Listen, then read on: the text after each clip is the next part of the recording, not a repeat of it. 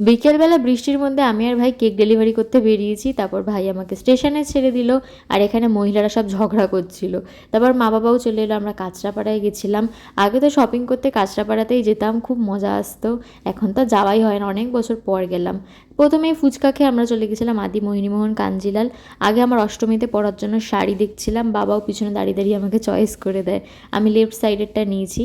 তারপর মাও দেখছিল শাড়ি, দিয়ে দুজনের কেনাকাটা হলে আমরা তারপর গেছিলাম বাটাতে। মা আর বাবা জুতো দেখছিল, দিয়ে ওখানেও দুজনের জুতো কেনাকাটা হলে আবার এক্সপ্রেস বাজার গেলাম। তারপর বেরিয়ে দেখি তুমুল বৃষ্টি, কোনো রকমের স্টেশন পৌঁছালাম। আগেও যখন আসতাম এখান থেকে ঘুগনি খেতাম, কি ভালো লাগতো। এবারেও কি ছেড়ে দেবো, ভাইয়ের জন্যও নিয়ে নিয়েছিলাম। তারপর ট্রেনে আবার একটু দিলখুশ খেলাম। মাকে এখানে দেখতে কি সুন্দর লাগছিলো, তাই আমি একটু টুকুস করে ভিডিও করে নিয়েছি। বাড়ি এসে দুজনে এরকম নতুন জুতো পরে ঢং করছিল, আর আমি এখানে ভাইকে সব জামা কাপড় শাড়ি এসব দেখাচ্ছিলাম।